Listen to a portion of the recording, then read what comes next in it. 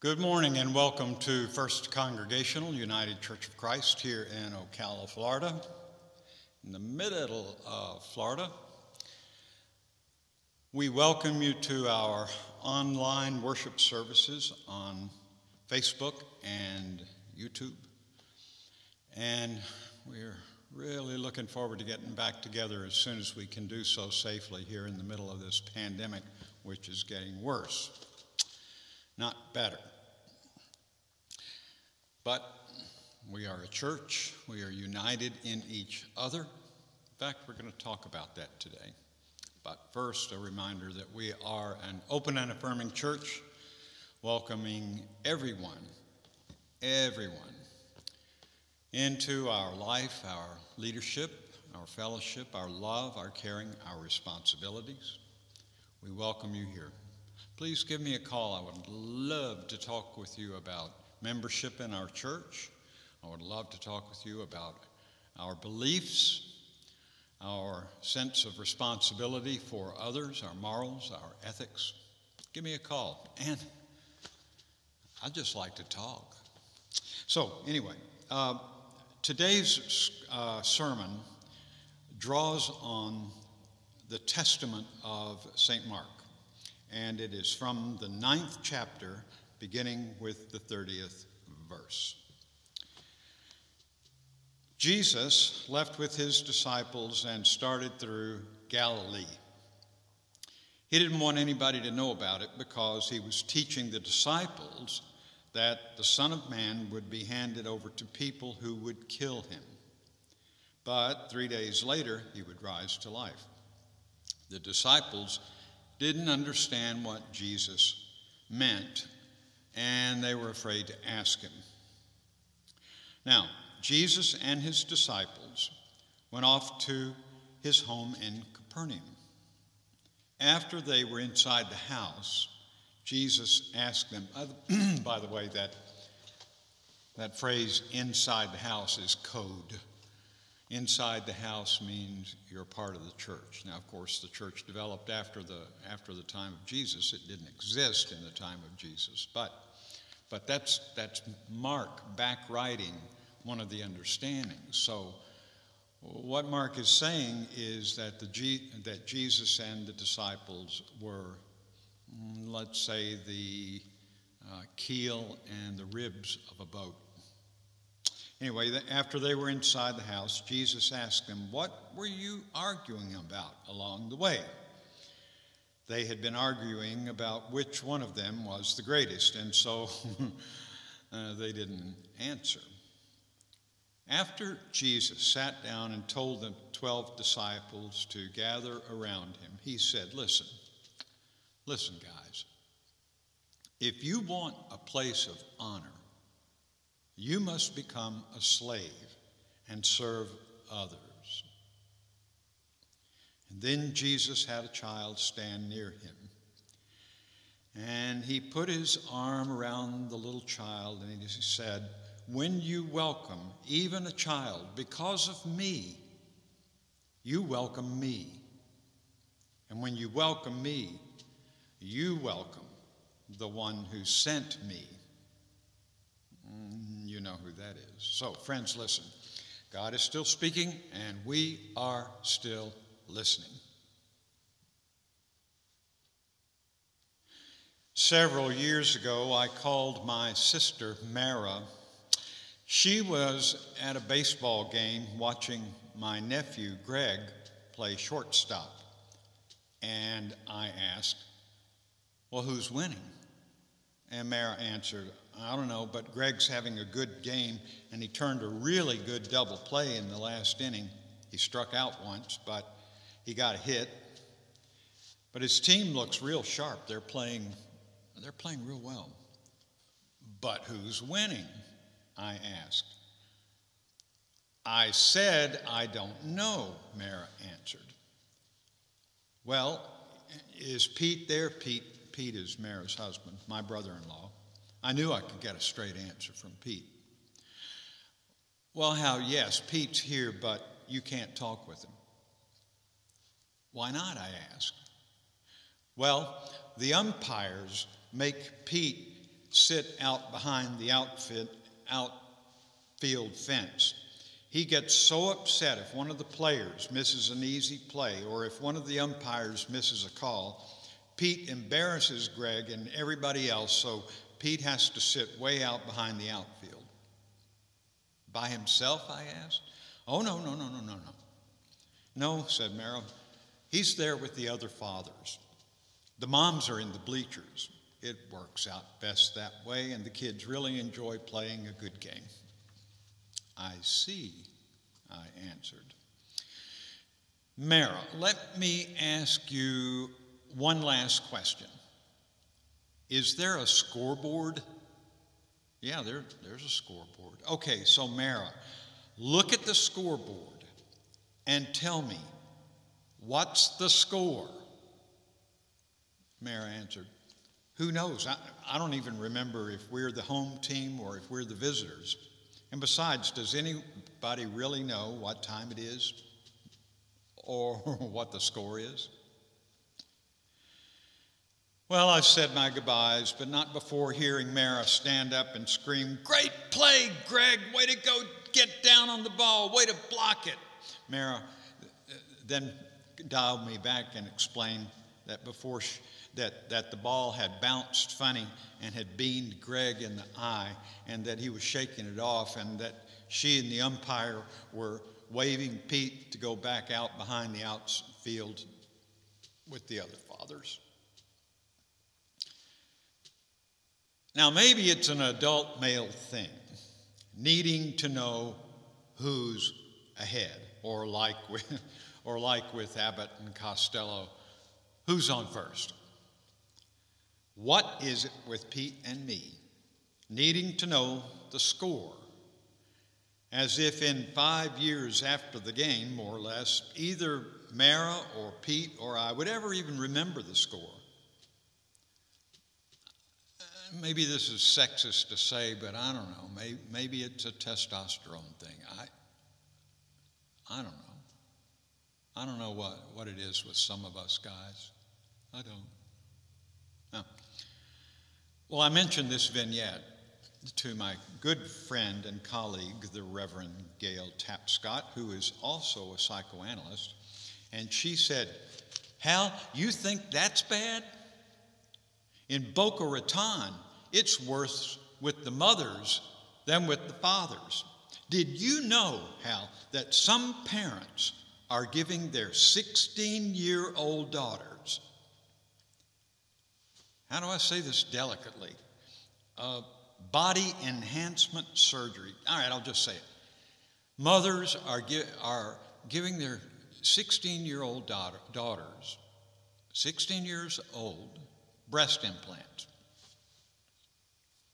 It's not about men versus women. No, the sad thing is that many adults use their children to substitute or to fill in their own fragile egos. If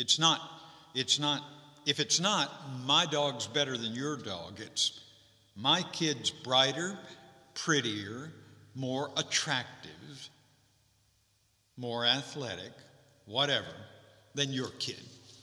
Plus, trying to make other parents look like chumps because their children are champs. Chumps and champs. It's the same old trying to establish a pecking order, just like Jesus' followers walking along a dusty road in Galilee, arguing among themselves who is the greatest. Well, I don't know what criteria they were using, but I know for certain that our society's criteria for greatness include intelligence, talent, articulateness, athleticism, appearance, popularity, wealth. I guess in Boca Raton, for some people, the size of their chests, wealth, power, all of those.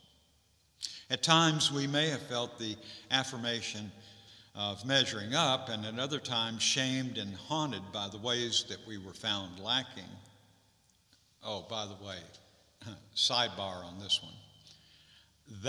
All of that is just another way of looking at capitalism with a capital C. Well, all of this scrambling to determine who's on first, who's the greatest, is the result of a mindset that says being top dog is what matters more than anything else, which is based in the fundamental belief that being the best makes us superior and powerful, more important and worthy than other people. The tragedy of this mindset is that it results in patterns of human relationships based on domination. To use somewhat archaic language, it is based on the paradigm of lordship. Now, I think you know by now that I am committed never to tell you how to vote. Not only is it against the law for me to tell you how to vote, doing so would be an egregious violation of morals and ethics, plus a violation of my United Church of Christ pastoral code of conduct or pastoral code of ethics. That said, I have no qualms to register a judgment that the behavior, in this case I'll pick one, the behavior of all presidential candidates over the last, my lifetime, regardless their respective political parties, is so deplorable that absolutely no way would I, if I were a parent, loft any of our presidents before my child and say, now there is someone you can look up to. You can grow up just to be like them if you want. Great God in heaven, I would never want my child to grow up to be like any of our presidents over the course of my lifetime. None of them. I would want my child to grow up to be a mature, haven't seen a lot of that lately, have we? A mature, responsible adult, not like politicians en masse. I'm so disappointed with the lot of them. I think some of you know Jake Evans. Jake Evans is a young man now in college whom Annette and I have known for many years. He used to live across the street from us. But I tell you, that young man exercises more personal maturity than any of our presidents over the course of my lifetime. Our candidates, our presidents, lord themselves over other people as if they have more right to food, to shelter, to safety, to life even, than anybody else. They would have us be peons. Us peons. We would be the subjects. They're the aristocracy. They're the lordship. Back to that.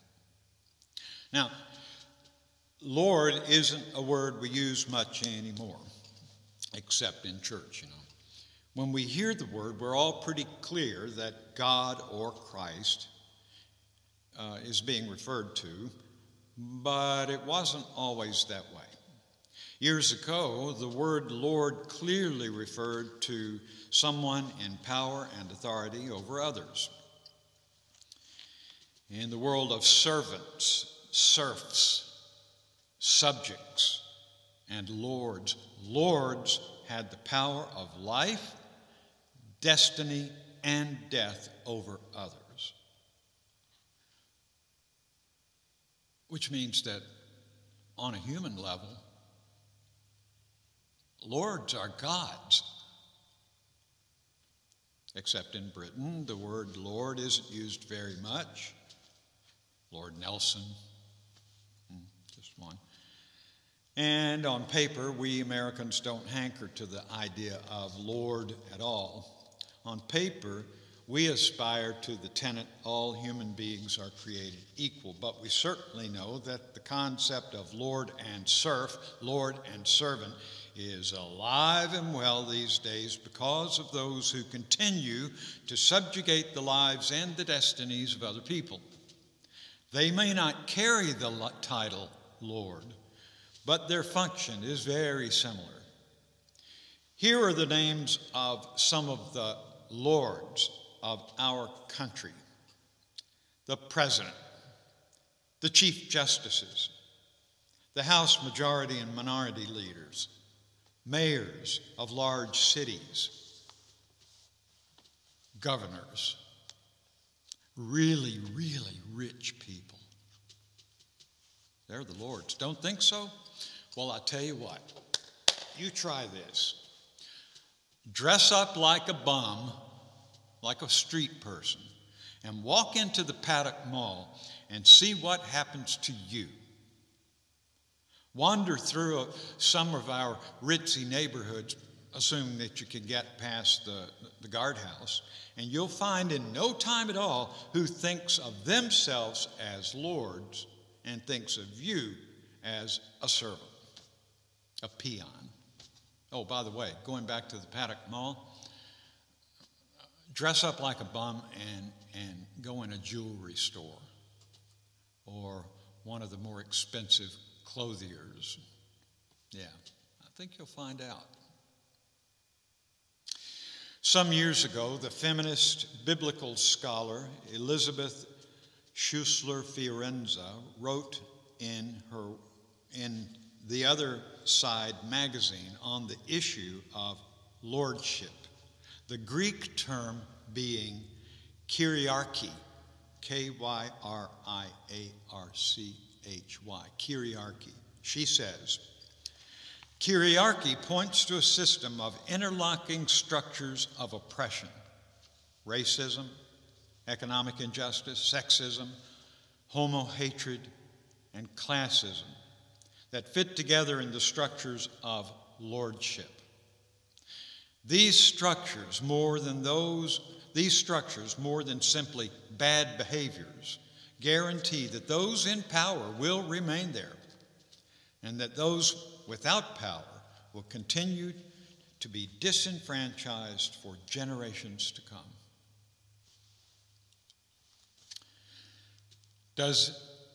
Do any of you question that racism, classism, sexism, homophobia, and injustice, that lordship, that kyriarchy, as Fiorenza describes it, do you doubt that any of those are alive today? So when Jesus confronted his disciples over who was greatest, he attacked more than their pettiness. He attacked lordship. He attacked lordship, out of which their discussion emerged in the first place.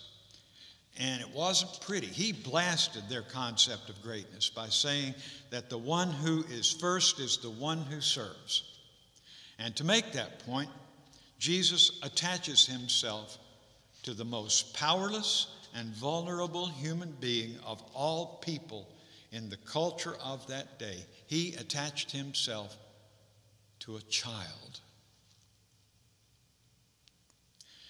One of the disheartening ironies about this teaching of Jesus is how it has been so twisted around as to reinforce the paradigm of domination rather than undermine domination. Those in power have at times taken this particular teaching about servanthood and used it to further subject those who had little power by telling them that by being in the role of a servant, they were living out their Christian calling. They were encouraging them to be subservient, not only servants, but subservient. Instead of themselves being challenged by the teaching, people with power have manipulated it so that it serves their own interests. Because you see, of course, you need to have someone to govern the servants. Somebody has to be in that place. And of course, it would be the person who determines who is a servant and who isn't. Instead of being a critique of the concept of lordship, it has been used as a defense of that concept. Do you think for a second that Jesus would have reveled in being called Lord? Did he ever insist on being called Lord?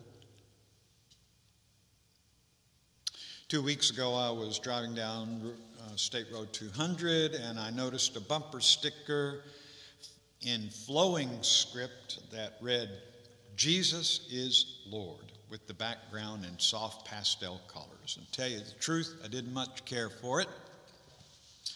Maybe it was the lovely cursive letters. Maybe it was the cotton candy looking background. Maybe it was the idea of an ancient Christian creed over which many people lost their lives, presented in designer fashion. But it did prompt me to consider just what we mean when we say those words. Jesus is Lord was one of the earliest statements of belief that the early Christian community employed. That is the church, not Jesus himself. But I'm not sure that we fully grasp the full impact of those words, Jesus is Lord. Now, each of you may have your own understanding of it, but consider this.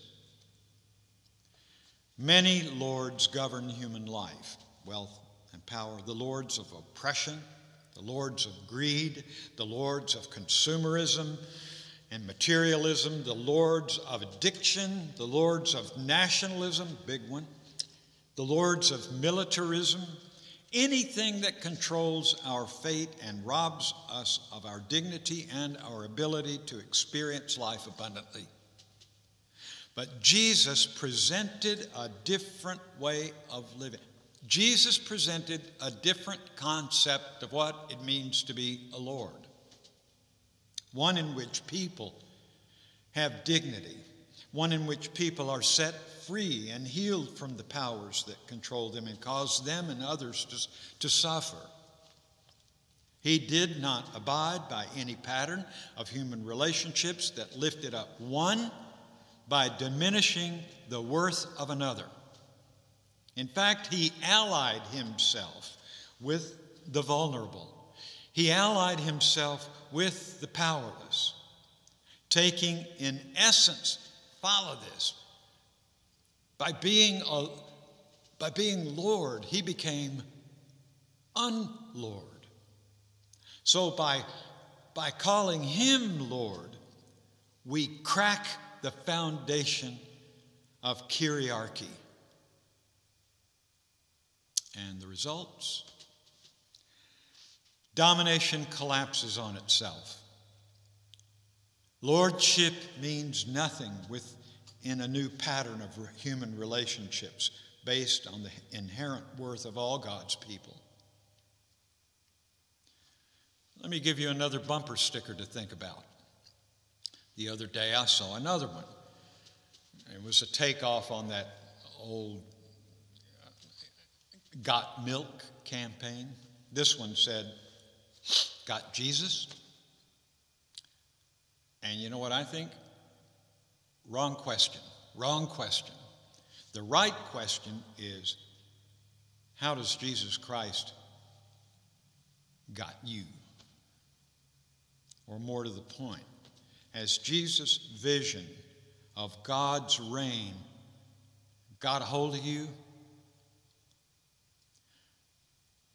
Jesus Christ is not a commodity to have, to God.